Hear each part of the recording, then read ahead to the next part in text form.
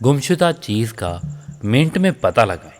یہ آیت پڑھ کر آنکھیں بند کریں، گمشدہ چیز فوراً سامنے ہوگی انشاءاللہ۔ بسم اللہ الرحمن الرحیم۔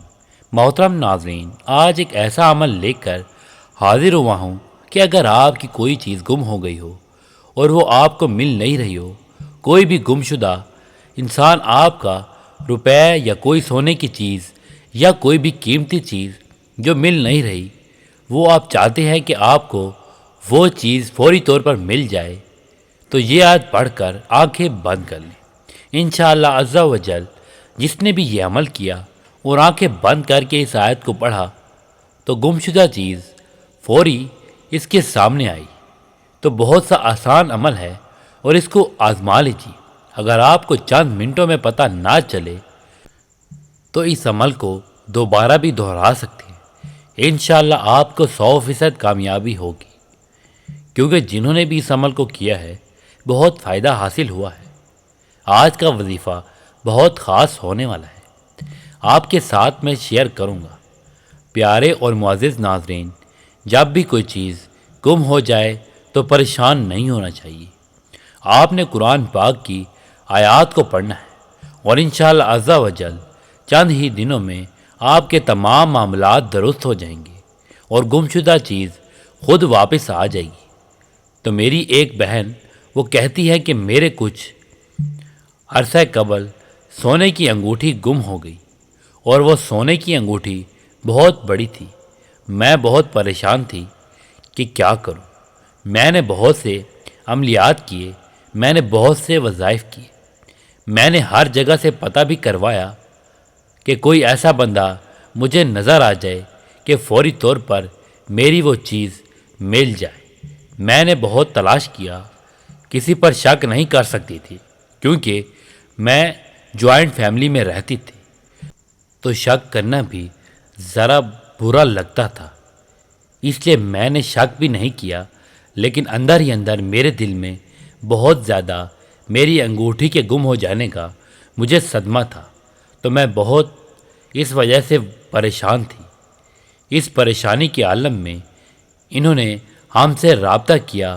وہ کہتی ہے کہ میں نے آپ سے رابطہ کیا اور ہم نے انہیں یہ عمل بتایا، اور اس عمل کی برکت سے ان کی انگوٹھی انہیں چند گھنٹوں کے اندر اندر ہی انہیں فوراً مل گئی۔ جیسے ہی انہوں نے وظیفہ شروع کیا تو کہتی ہیں کہ محض چند گھنٹے ہی بعد مطلوبہ انگوٹھی ہمیں مل گئی اور ہماری جان میں جان آئی کہ ہماری انگوٹھی واپس آ گئی۔ اسی طرح سے میری ایک بھائی ہیں، وہ کہتے ہیں کہ میں جا رہا تھا راستے میں تو میرے پاس ایک تھیلا تھا چھوٹا سا پیسوں کا۔ میں نے اپنے پیسے اپنی پاکٹ وغیرہ میں نہیں رکھے، نہ پرس میں رکھے، بلکہ ایک چھوٹے سے تھیلے میں رکھ دیے، اور تھیلے میں رکھنے کے بعد میں نے اس کو اپنی پاکٹ میں ڈال دیا۔ میں تھوڑے ہی آگے بازار وغیرہ میں آیا تو میں نے دیکھا کہ تھوڑی دیر بعد مجھے جب پیسوں کی ضرورت پڑی تو میں نے جیب میں ہاتھ ڈالا تو وہاں پر وہ تھیلا موجود نہ تھا۔ میں بہت پریشان ہوا، کیونکہ مجھے بہت دور جانا تھا اور مجھے ایسا کام تھا کہ وہاں پر مجھے یہ پیسے جلد از جلد پہنچانے تھے۔ لہٰذا اس پریشانی کے عالم میں میرے پیسے گم ہو گئے۔ میں آگے منزل کو جانے کے بجائے واپس کا میں نے راستہ اختیار کیا۔ اب کیا کیا جا سکتا ہے؟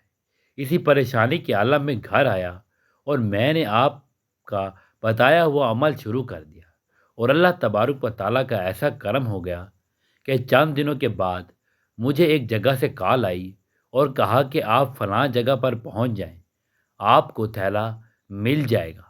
تو میں بہت حیران تھا کہ ایسا کیسے ہو سکتا ہے۔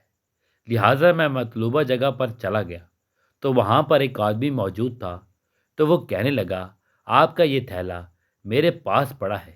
ایک آدمی جا رہا تھا تو اس کے پاس یہ تھیلا تھا، اور میں نے اس آدمی کو آپ کی پاکٹ سے یہ تھیلا نکالتے ہوئے دیکھا، لہٰذا میں اس کے پیچھے گیا، لیکن آپ بہت دور چلے گئے تھے۔ یہ تھیلا تو میں نے اس سے پا لیا، لیکن آپ کا مجھے کوئی خاص پتہ نہیں تھا۔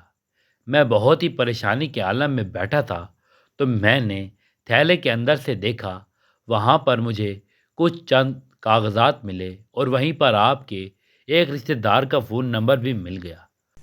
وہاں سے میں نے آپ کو رابطہ کیا اور انہوں نے مجھے آپ کا نمبر دیا اور وہاں سے میں نے آپ کو کانٹیکٹ کیا۔ تو یہ آپ کی امانت ہے، آپ کا تھیلا ہے، آپ اس کو گن سکتے ہیں۔ تو میں بہت حیران ہوا کہ آج کے دور میں بھی ایسے لوگ ہیں کہ بہت زیادہ نیک دل ہیں، دوسروں کی پریشانیوں کو سمجھتے ہیں۔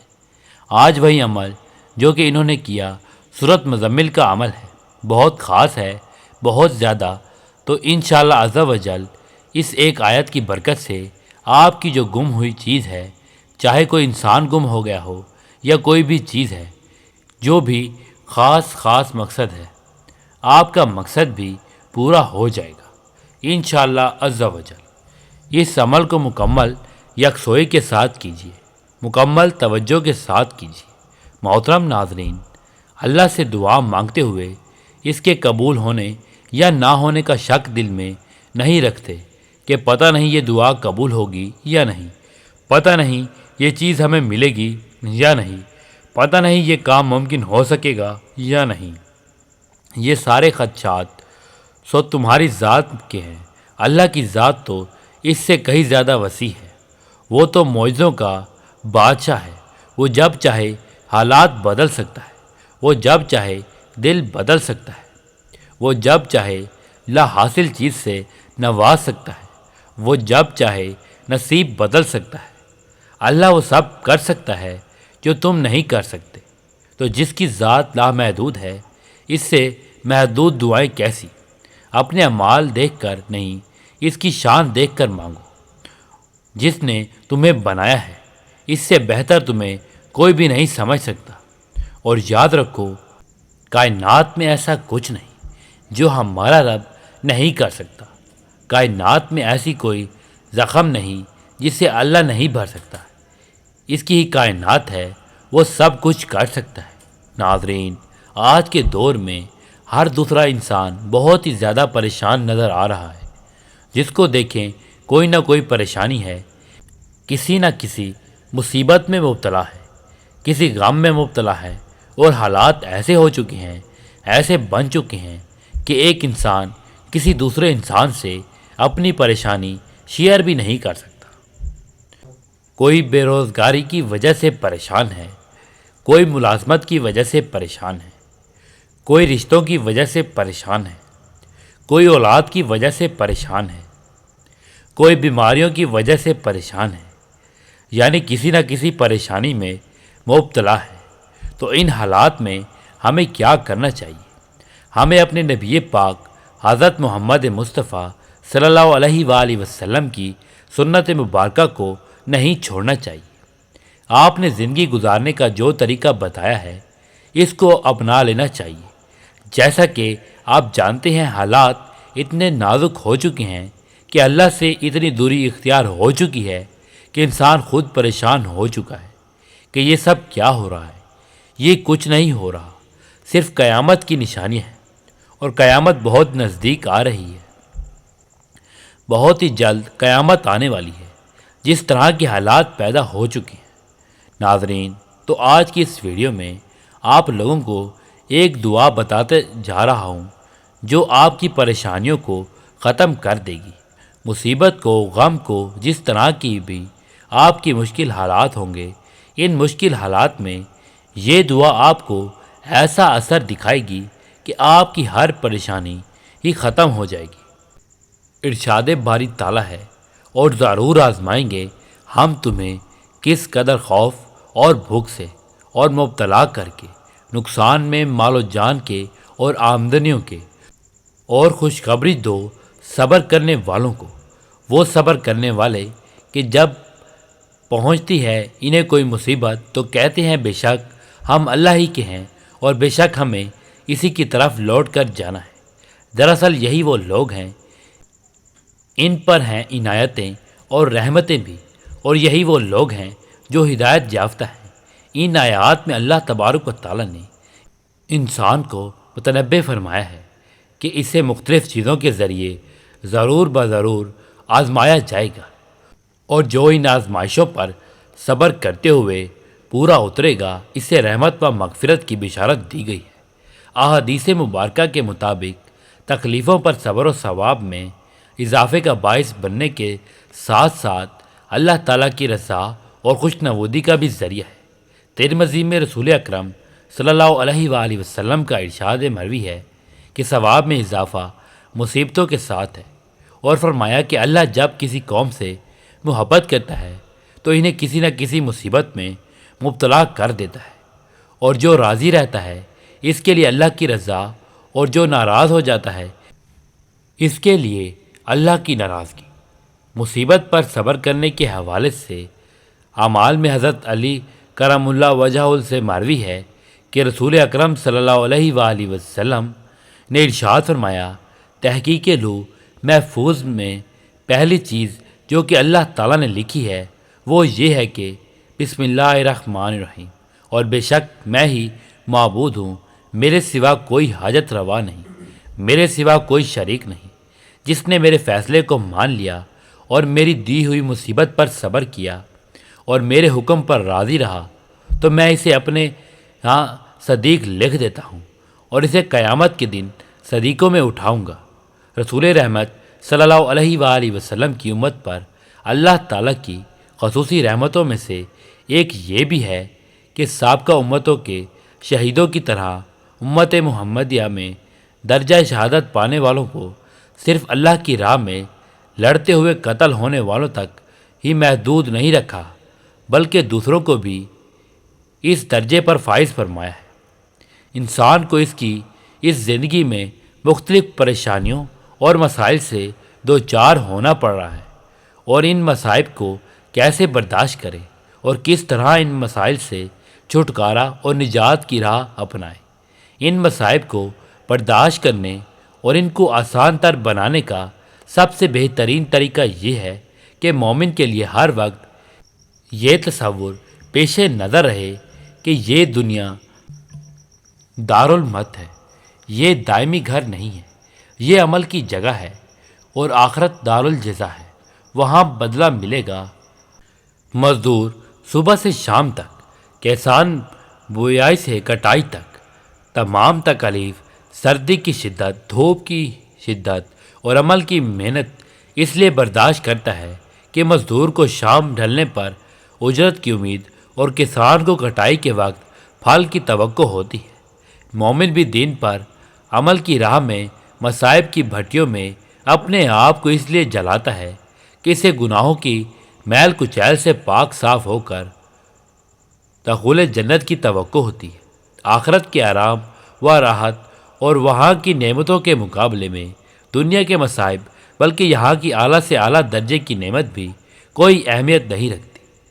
اللہ کا دستور اس دنیا میں یہ ہے کہ جو بندہ جس قدر اللہ عز و جل کا مقرب و محبوب ہوتا ہے اس قدر اسے اس دنیا کے احوال و پریشانیوں سے دوچار ہونا پڑتا ہے۔ حدیث میں مومن کے لیے دنیا کو قید خانہ قرار دیا گیا ہے۔ ظاہر ہے کہ قید خانے میں آدمی کو گھر کی طرح سہولت و آرام نہیں مل سکتا۔ حضرت سعد رضی اللہ تعالیٰ عنہ سے روایت ہے کہ نبی کریم صلی اللہ علیہ وآلہ وسلم سے دریافت کیا گیا کہ مصائب و شدائد میں سب سے زیادہ کون ہوتے ہیں؟ حضور اکرم صلی اللہ علیہ وآلہ وسلم نے فرمایا، سب سے زیادہ مصائب و شدائد میں انبیاء ہوتے ہیں، پھر اس کے بعد درجہ بدرجہ دوسرے افضل لوگ۔ آدمی کی اس دین داری کے لحاظ سے آزمائش ہوتی ہے۔ اگر وہ دین میں سخت ہوتا ہے تو اس کی آزمائش بھی سخت ورنہ ہلکی۔ آدمی پر مصائب کا سلسلہ اس وقت تک رہتا ہے کہ وہ روئے زمین پر بغیر گناہ بدلتا ہے، یعنی مصائب کی وجہ سے اس کے سارے گناہ دھل جاتے ہیں۔ ایک حدیث میں حضور اکرم صلی اللہ علیہ وآلہ وسلم کا یہ بھی ارشاد ہے کہ بڑا بدلہ بڑی آزمائش کے ساتھ ہے۔ اللہ تعالیٰ جس قوم کو چاہتا ہے اسے آزمائش میں مبتلا فرماتا ہے۔ جو شخص اس آزمائش پر اللہ سے راضی رہتا ہے اللہ تعالیٰ بھی اس سے راضی رہتا ہے، اور جو ناراض رہتا ہے اللہ تعالیٰ بھی اس سے ناراض ہوتا ہے۔ جو شخص مصائب میں دنیا کی عدم پائیداری، اس کے مقابل آخرت کی زندگی کے دوام بقا اور مصائب میں اللہ سے قرب و نزدیکی کے تصور کو ذہن میں رکھے گا، اس کی مشکلیں اس کے لیے کس حد تک ضرور کم ہو جائیں گی۔ مصائب کا عالم اور اس کے درد و کس کو دور کرنے اور ان مصائب و پریشانیوں کے بادلوں سے لطف خداوندی اور عنایات ازلی کی بارش سے متلاشی کے لیے یہ بھی ایک آسان نسخہ ہے کہ وہ بیماریوں، پریشانیوں، تنگیوں اور تنگ دستیوں میں اجر خداوندی، ثواب آخرت، گناہوں اور خطاؤں سے پاکی کی بشارت کو بھی پیش نظر رکھے۔ اس طرح اس کے مصائب اس کے لیے ایمان و یقین کی تازگی، فکر آخرت میں اضافہ اور پائے ثواب و استقامت میں مضبوطی کا باعث ہوں گے۔ ایک حدیث میں حضور اکرم صلی اللہ علیہ وآلہ وسلم کا ارشاد گرامی ہے، مرد مومن کو جب بھی دکھ درد، جو بھی بیماری و پریشانی، جو بھی رنج و غم اور جو بھی اذیت و تکلیف پہنچتی ہے، یہاں تک کہ جو کائنات بھی اسے چبھتا ہے، تو اللہ تعالیٰ اس کے ذریعے اس کے گناہوں کی صفائی کر دیتا ہے۔ ایک دوسری روایت میں ہے، بندہ مومن کو جو بھی کانٹے وغیرہ کی تکلیف پہنچتی ہے تو اللہ عز و جل اس کے گناہوں کو جھاڑ دیتا ہے، جیسے سوکھا درخت اپنے پتوں کو جھاڑ دیتا ہے۔ بعض مومن مرد، بعض مومن عورتوں پر مصائب و حوادث کبھی بھی اس کی جان، کبھی بھی اس کے مال اور کبھی ان کے اوپر اولاد پر اس طرح آتے ہیں کہ ان کے نتیجے میں ان کے گناہ جھڑ جاتے ہیں اور وہ مرنے کے بعد اللہ عز و جل سے اس حال میں ملتے ہیں کہ ان پر کوئی گناہ نہیں ہوتا۔ کبھی یوں ہوتا ہے کہ ایک مومن آخری اعتبار سے ایک مقام و مرتبے کا حامل ہوتا ہے اور وہ اپنی صحت مندی، آرام دہ زندگی کے ساتھ اس مقام و مرتبے کی جانب اس قدر سبق روئی اور تیز گامی کے ساتھ بڑھتا ہوا نہیں ہوتا۔ اللہ عز و جل اس کے طے شدہ مقام تک پہنچانے کا سامان یوں فراہم کرتا ہے کہ اس پر مصائب و حوادث کا بوجھ ڈال کر اسے اندیشہ ہائے زمانہ اور غم ہائے زمانہ میں مبتلا کر کے اس کے طے شدہ مقام تک پہنچا دیتا ہے۔ اس کو رسول اللہ صلی اللہ علیہ وآلہ وسلم نے یوں فرمایا، جب بندہ اللہ تعالیٰ کے ہاں ایک مرتبے کا حامل ہوتا ہے جسے وہ اپنے عمل کے ذریعے حاصل نہیں کر سکتا، تو اللہ تعالیٰ اسے اس کی جان یا مال یا اس کی اولاد میں مصیبت مبتلا فرماتا ہے، پھر اسے ان مصائب پر صبر کرنے کی توفیق دیتا ہے، پھر اسے من جانب اللہ طے شدہ مقام تک پہنچا دیتا ہے۔ اللہ والو، سب سے پہلا آپ نے حضور پاک صلی اللہ علیہ وآلہ وسلم کی ذات اقدس پر درود پاک پیش کرنا ہے۔ درود پاک آپ نے صرف ایک مرتبہ پڑھنا ہے۔ آپ کوئی سا بھی درود پاک پڑھ سکتے ہیں۔ آپ صلی اللہ علیہ وآلہ وسلم پڑھ لیں، آپ صلی اللہ علیہ محمد پڑھ لیں، یا آپ درود ابراہیمی پڑھ لیں۔ ایک بار ثواب کی نیت سے میرے ساتھ بھی پڑھ لیں۔ اللہم صلی علی محمد وعلی آل محمد کما صلیت علی ابراہیم وعلی آل ابراہیم انک حمید مجید۔ اللہم بارک علی محمد وعلی آل محمد کما بارکت علی ابراہیم وعلی آل ابراہیم انک حمید مجید۔ درود و سلام اللہ تعالیٰ کی ان بابرکت نعمتوں میں سے ہے جو اپنے دامن میں بے پناہ فیض و برکات سمیٹے ہوئے ہے۔ یہ ایسی لازوال دولت ہے کہ جسے مل جائے اس کے دین و دنیا سنور جاتے ہیں۔ درود و سلام محبوب خدا صلی اللہ علیہ وآلہ وسلم کی تعریف اللہ تعالیٰ کی رحمت کا خزانہ ہے۔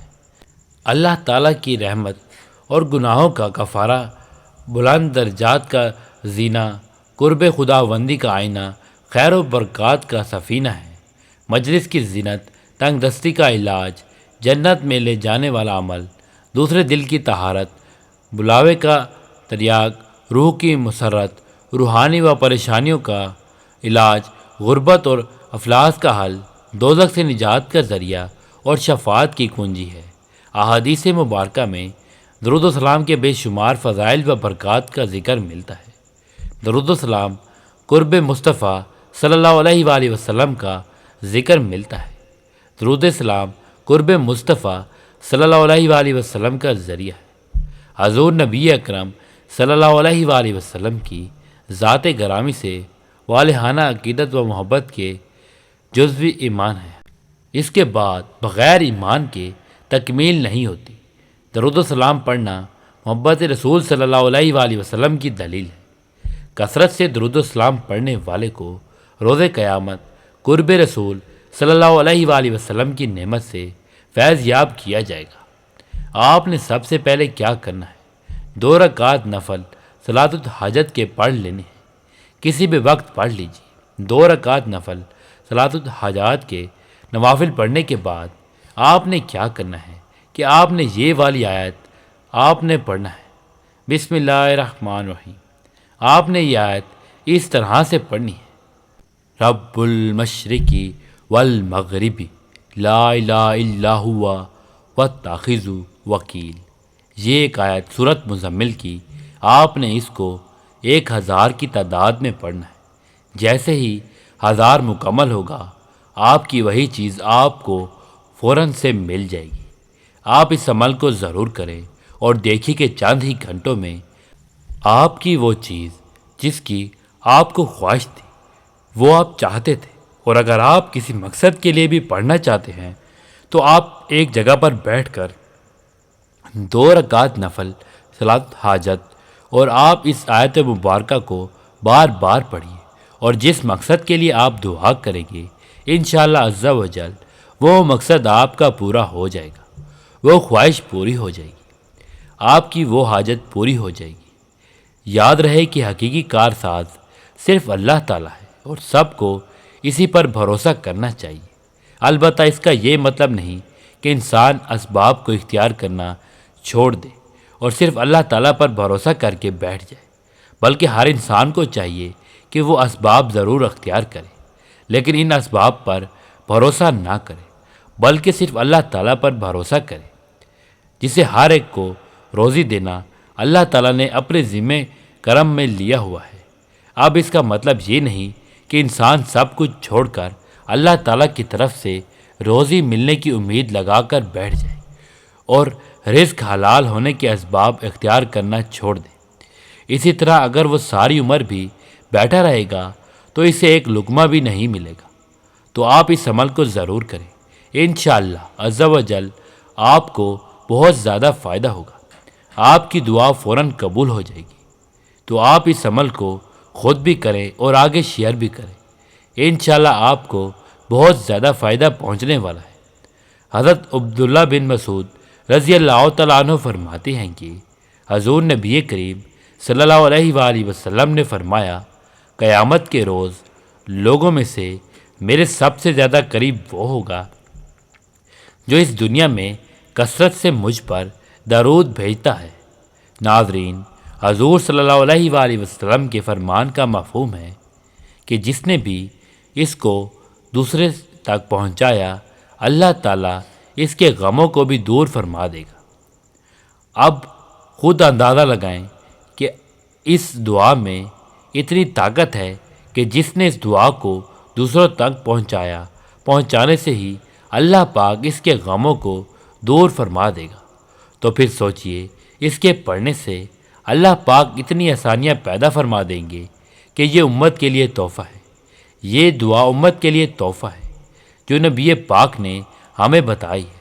ناظرین، جب بھی آپ کو کوئی مشکل پیش آئے، کوئی پریشانی ہو، غم میں مبتلا ہوں، مصیبت میں مبتلا ہوں، آپ کا کوئی کام نہ ہو رہا ہو، آپ کی کوئی بات پوری نہ ہو رہی ہو، تو آپ نے اس دعا کو پڑھ لینا ہے جو اس وقت آپ کو سکرین پر دعا دکھا رہے ہیں۔ حسبی اللہ لا الہ الا ہوا الیہ توکلت وہو رب العرش العظیم۔ مجھے اللہ کافی ہے، اس کے علاوہ کوئی معبود نہیں، اس پر میں توکل کرتا ہوں اور وہی عرش عظیم کا پروردگار ہے۔ درود پاک پڑھنے کے بعد آپ نے یہ دعا پڑھنی ہے۔ یہ دعا آپ نے صرف اور صرف 11 مرتبہ پڑھنی ہے۔ یہ دعا پڑھنے کے بعد آپ نے ایک تسبیح پڑھنی ہے، لا حول ولا قوت الا باللہ العلی العظیم۔ آپ اس تسبیح کو ہاتھوں کی انگلیوں پر بھی پڑھ سکتے ہیں۔ اگر آپ تسبیح پڑھنا چاہیں تو تسبیح پر بھی پڑھ لیں۔ اس کے بعد آپ نے وہی درود پاک پڑھنا ہے جو شروع میں پڑھا تھا۔ درود پاک پڑھنے کے بعد آپ نے اللہ تعالیٰ سے دعا کرنی ہے۔ اللہ تعالیٰ ہم سب کی تمام پریشانیوں کو دور کرے۔ اے اللہ، غموں کو دور کرنے والے، اے تکلیفوں کے بادلوں کو دور کرنے والے، میرے غم کو مجھ سے دور کر دے، میرے معاملے کو آسان کر دے، اور میری کمزوری پر اور میرے وسائل اور کوشش کی کمی پر رحم فرما، اور مجھے ایسی جگہ سے رزق عطا فرما جہاں سے میں گمان بھی نہ کر سکوں۔ آمین یا رب العالمین۔ محترم ناظرین، اگر آپ اپنے آقا سے محبت، ان سے پیار کرتے ہیں تو آج کی یہ دعا پورے یقین کے ساتھ کسی بھی مشکل میں، پریشانی میں اس کو پڑھ لیں اور پھر اللہ پاک سے دعا مانگیں۔ انشاءاللہ آپ کی ہر مشکل آسان ہو جائے گی، آپ کا ہر کام آسان ہو جائے گا۔ اللہ والو، یہ دعا بہت ہی زیادہ فضیلت والی ہے۔ اللہ پاک کے فضل و کرم سے آپ کا کوئی بھی کام اٹکا نہیں رہے گا، آپ کی ہر بات پوری ہو جائے گی، ہر مقصد میں کامیابی مل جائے گی، ہر پریشانی ختم ہو جائے گی۔ اپنے تمام دوستوں کے ساتھ اسے لازمی شیئر کریں اور اس کو پڑھتے رہیں تاکہ حالات پر قابو پایا جا سکے۔ اپنا بہت سارا خیال رکھیے گا، اپنی دعاؤں میں یاد رکھیے گا۔ ناظرین، گزارش ہے کہ اللہ تعالیٰ کے 99 ناموں میں سے کوئی ایک نام لکھ کر کمنٹ میں ضرور شیئر کریں۔ اللہ تعالیٰ ہم سب کا حامی و ناصر ہو، آمین۔